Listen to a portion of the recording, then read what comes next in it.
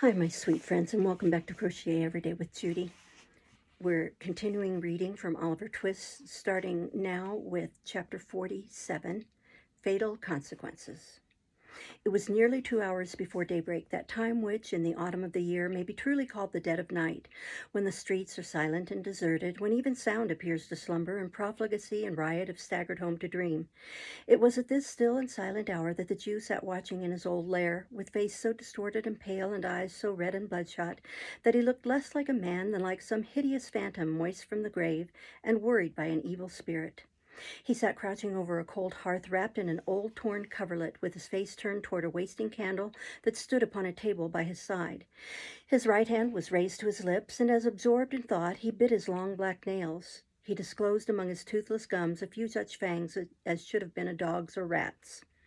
Stretched upon a mattress on the floor lay Noah Claypole, fast asleep. Toward him the old man sometimes directed his eyes for an instant, and then brought them back again to the candle, which, with long burnt wick drooping almost double and hot grease falling down in clots upon the table, plainly showed that his thoughts were busy elsewhere. Indeed they were. Mortification at the overthrow of his notable scheme, hatred of the girl who had dared to palter with strangers, and utter distrust of the sincerity of her refusal to yield him up.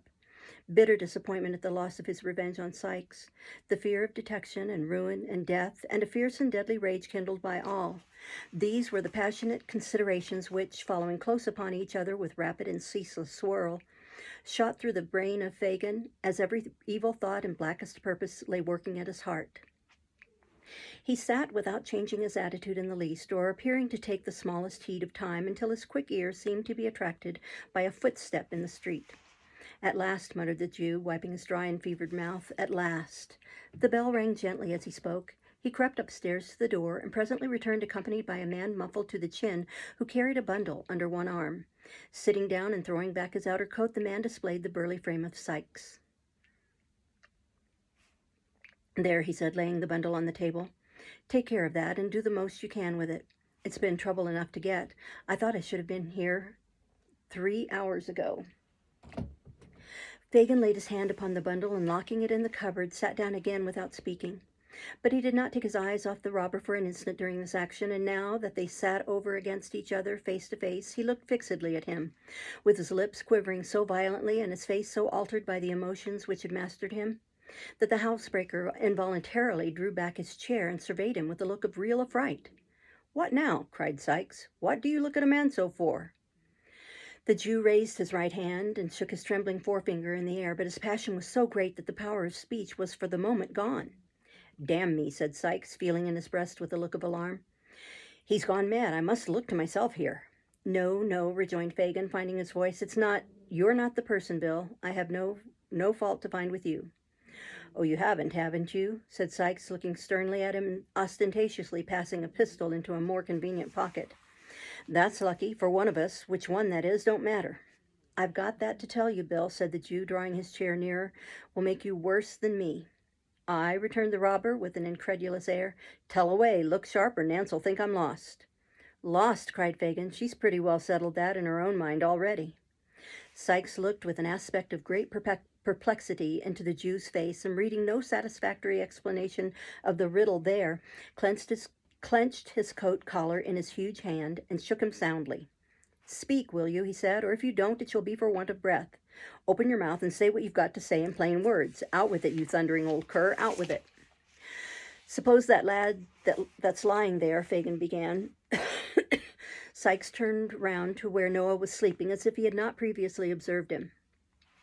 "Well," he said, resuming his former position, "suppose that lad," pursued the Jew, "was to blow upon us all, first seeking out the right folks for the purpose, and then having a meeting with them in the street to paint our likenesses, describe every mark that they might know us by, and the crib where we might be most easily taken. Suppose he was to do all this, and besides to blow upon a plant we've all been in more or less, of his own fancy, not grabbed, trapped, tried, earwigged by the parson and brought to it on bread and water, but of his own fancy, to please his own taste, stealing out at nights to find those most interested against us and preaching to them. Do you hear me?" cried the Jew, his eyes flashing with rage. "Suppose he did all this, what then?" "What then?" replied Sikes with a tremendous oath. "If he was left alive till I came, I'd grind his skull under the iron heel of my boot into as many grains as there are hairs upon his head." "What if I did it?" cried the Jew, almost in a yell. "I, that know so much and could hang so many besides myself." "I don't know," replied Sikes, clenching his teeth and turning white at the mere suggestion. "I'd do something in the jail that'd get me put in irons, and if I was tried along with you, I'd fall upon you with them in the open court and beat your brains out afore the people. I should have such strength," muttered the robber, poising his brawny arm, "that I could smash your head if it was as if a loaded wagon had gone over it." "You would?" "Would I?" said the housebreaker. "Try me." "If it was Charlie or the Dodger or Bet or—" "I don't care who," replied Sikes impatiently. "Whoever it was, I'd serve them the same." Fagin again looked hard at the robber, and motioning him to be silent, stooped over the bed on the floor and shook the sleeper to rouse him. Sikes leaned forward in his chair, looking on with both hands upon his knees, as if wondering what much all this questioning and preparation was to end in. "Bolter, Bolter, poor lad," said Fagin, looking up with an expression of devilish anticipation, and speaking slowly and with marked emphasis. "He's tired with watching for her so long, watching for her, Bill." "What do you mean?" asked Sikes, drawing back. The Jew made no answer, but bending over the sleeper again, hauled him into a sitting posture. When his assumed name had been repeated several times, Noah rubbed his eyes and, giving a heavy yawn, looked sleepily about him. "Tell me that again, once again, just for him to hear," said the Jew, pointing to Sikes as he spoke. "Tell you what?" asked the sleepy Noah, shaking himself pettishly. "That about Nancy," said the Jew, clutching Sikes by the wrist as if to prevent his leaving the house before he had heard enough. "You followed her?" "Yes." "To London Bridge?" "Yes." "Where she met two people?" "So she did. A gentleman and a lady that she had gone to of her own accord before, who had asked her to give up all her pals and monks first, which she did, and to describe him, which she did, and to tell her what house it was that we meet at and go to, which she did, and where it could be best watched from, which she did, and what time the people went there, which she did. She did all this. She told it all, every word, without a threat, without a murmur. She did she not?" cried the Jew, half mad with fury. "All right," replied Noah, scratching his head. "That's just what it was." "What did they say about last Sunday?" demanded the Jew. "About last Sunday," replied Noah, considering. "Why, I told her that before." "Again, tell it again," cried Fagin, tightening his grasp on Sikes and brandishing the other hand aloft as the foam flew from his lips. "They asked her," said Noah, who, as he grew more wakeful, seemed to have a dawning perception who Sikes was. "They asked her why she didn't come last Sunday as she promised. She said she couldn't." "Why? Why?" interrupted the Jew triumphantly. "Tell him that." "Because she was forcibly kept at home by Bill, the man she had told them of before," replied Noah. "What more of him?" cried the Jew. "What more of the man she had told them of before? Tell him that. Tell him that." "Why, that she couldn't very easily get out of doors unless he knew where she was going to," said Noah. "And so the first time she went to see the lady, she—" "Ha, ha, ha! It made me laugh when she said it, that it did. She gave him a drink of laudanum." "Hell's fire!" cried Sikes, breaking fiercely from the Jew. "Let me go." Flinging the old man from him, he rushed from the room and darted wildly and furiously up the stairs. "Bill! Bill!" cried the Jew, following him hastily. "A word, only a word." The word would not have been exchanged, but that the housebreaker was unable to open the door, on which he was expending fruitless oaths and violence when the Jew came panting up. "Let me out," said Sikes. "Don't speak to me. It's not safe. Let me out, I say." "Hear me speak a word," rejoined the Jew, laying his hand upon the lock. "You won't be—" "Well," replied the other. "You won't be too violent, Bill?" whined the Jew. The day was breaking, and there was light enough for the men to see each other's faces. They exchanged one brief glance. There was a fire in the eyes of both, which could not be mistaken. "I mean," said Fagin, showing that he felt all disguise was now useless, "not too violent for safety. Be crafty, Bill, and not too bold." Sikes made no reply, but pulling open the door of which the Jew had turned the lock, dashed into the silent streets. Without one pause or moment's consideration, without once turning his head to the left or right, or raising his eyes to the sky, or lowering them to the ground, but looking straight before him with savage resolution, his teeth so tightly compressed that the strained jaw seemed starting through his skin, the robber held on his headlong course, nor muttered a word, nor relaxed a muscle until he reached his own door. He opened it softly with a key, strode lightly up the stairs, and entering his own room, double-locked the door, and lifting a heavy table against it, drew back the curtain of the bed. The girl was lying half-dressed upon it. He had roused her from her sleep, for she raised herself with a hurried and startled look. "Get up," said the man. "It is you, Bill," said the girl with an expression of pleasure at his return. "It is," was the reply. "Get up." There was a candle burning, but the man hastily drew it from the candlestick and hurled it under the grate. Seeing the faint light of early day without, the girl rose to undraw the curtain. "Let it be," said Sikes, thrusting his hand before her. "There's light enough for what I've got to do." "Bill," said the girl in a low voice of alarm, "why do you look like that at me?" The robber sat regarding her for a few seconds, with dilated nostrils and heaving breast, and then grasping her by the head and throat, dragged her into the middle of the room, and looking once toward the door, placed his heavy hand upon her mouth. Bill, Bill, gasped the girl, wrestling with the strength of mortal fear. I won't scream or cry, not once. Hear me, speak to me. Tell me what I have done. You know, you she-devil, returned the robber, suppressing his breath. You were watched tonight. Every word you said was heard. Then spare my life for the love of heaven, as I spared yours, rejoined the girl, clinging to him. Bill, dear Bill, you cannot have the heart to kill me. Oh, think of all I have given up only this one night for you.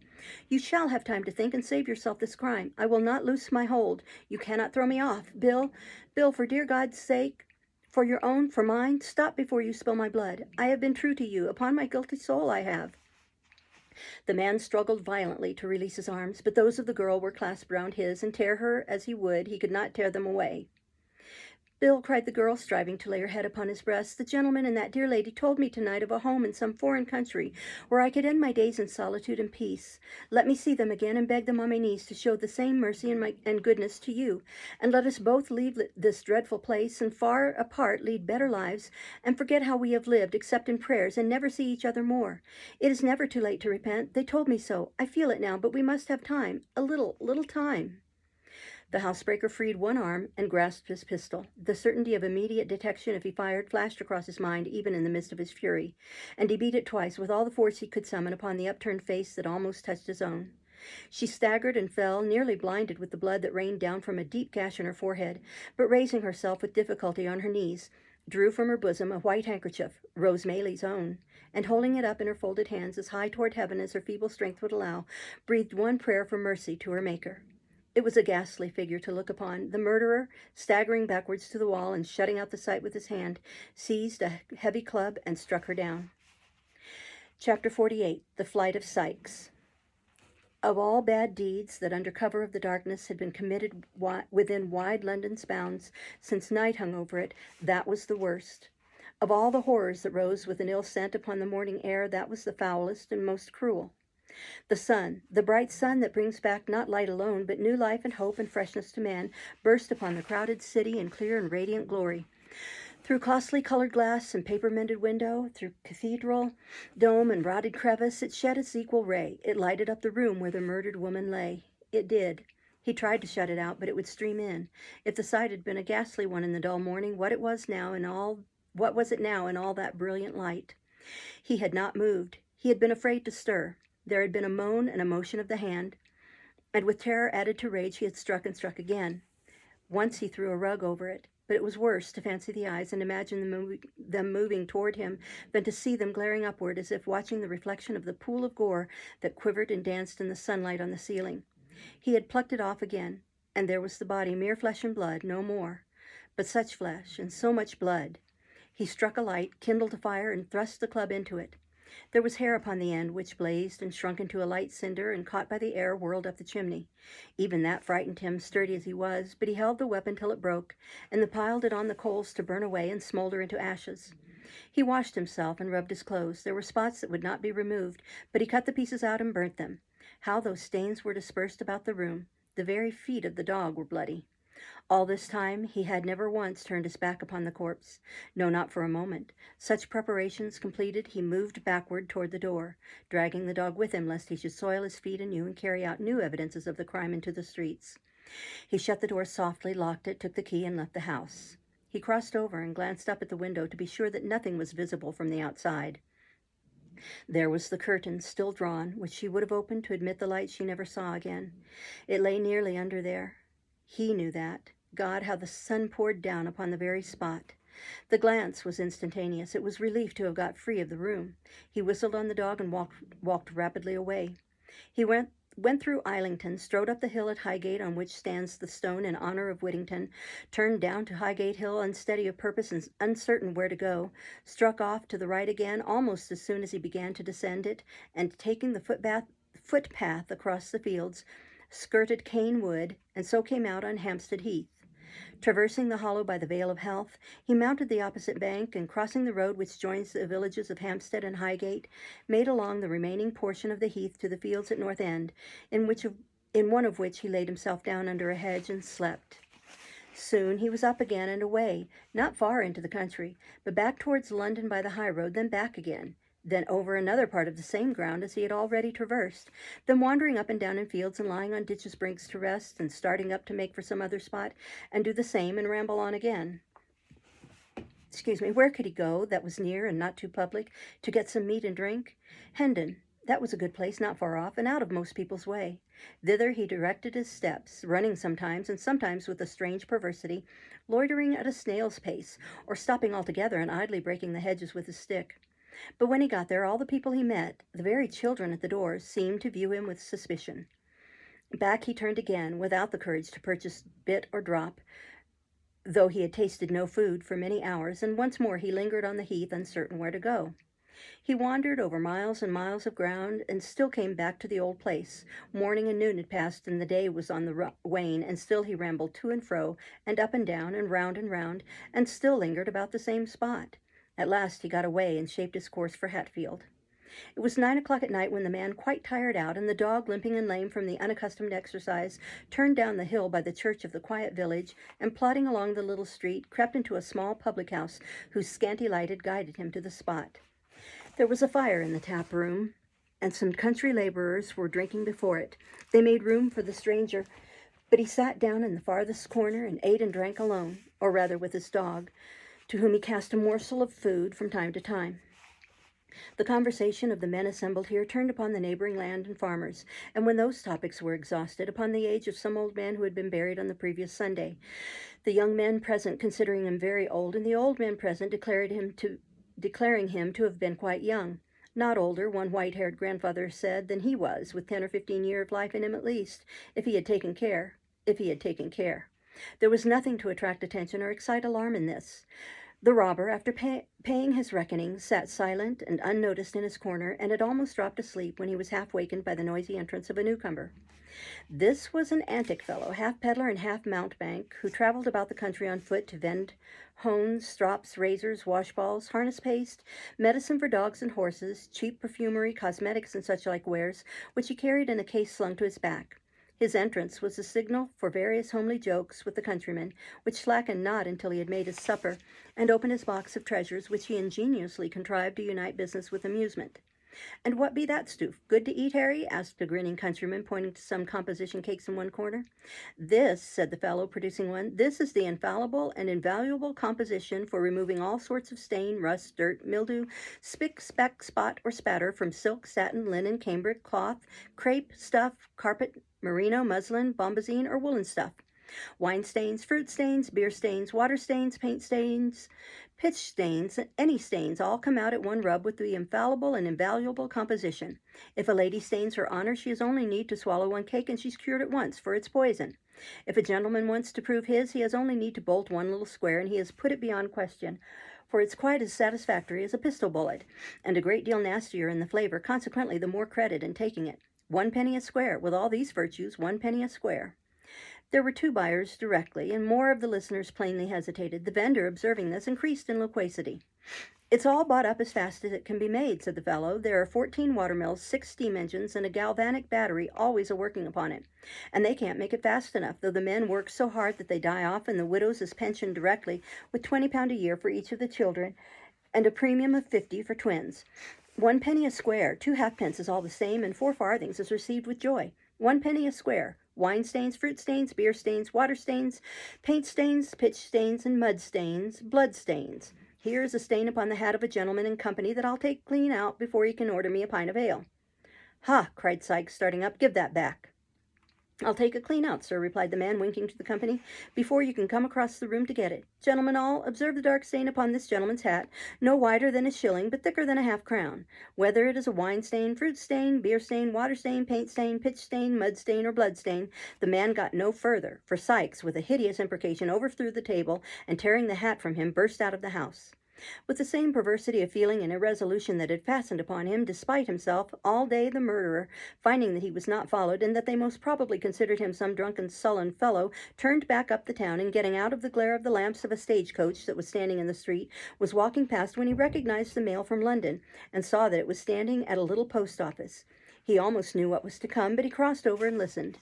The guard was standing at the door, waiting for the letter bag. A man, dressed like a gamekeeper, came up at the moment, and he handed him a basket which lay ready on the pavement.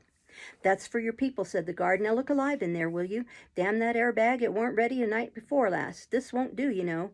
"Anything new up in town, Ben?" asked the gamekeeper, drawing back to the window shutters the better to admire the horses. "No, nothing that I knows on," replied the man, pulling on his gloves. "Corn's up a little. I heerd talk of a murder, too, down Spitalfields way, but I don't reckon much upon it." "Oh, that's quite true," said a gentleman inside who was looking out of the window, "and a dreadful murder it was." "Was it, sir?" rejoined the guard, touching his hat. "Man or woman, pray, sir?" "A woman," replied the gentleman. "It is supposed—" "Now, Ben," cried the coachman impatiently. "Damn that air bag," said the guard. "Are you going to sleep in there?" "Coming," said the office-keeper, running out. "Coming," growled the guard. "Ah, and so's the young ooman of property that's going to take a fancy to me, but I don't know when. Here, give hold. All right." The horn sounded a few cheerful notes, and the coach was gone.